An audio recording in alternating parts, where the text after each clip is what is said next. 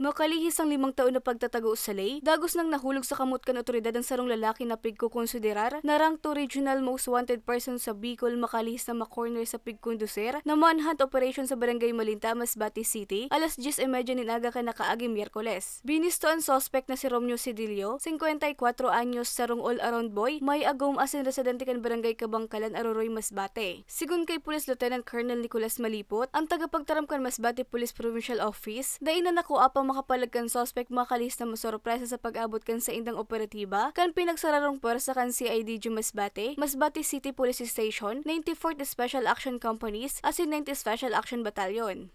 Yung ating akusado ay nagtago pagkatapos na po sigurong na yung krimen na nagawa niya. So nagtago po ito. So ngayon naman po sa tulong ng ating mga mamamayan, nagbigay sila ng impormasyon kaya po na pag-alaman ng ating tracker team na kung saan matatagpuan itong akusado at ganoon naman pong nahuli po siya doon.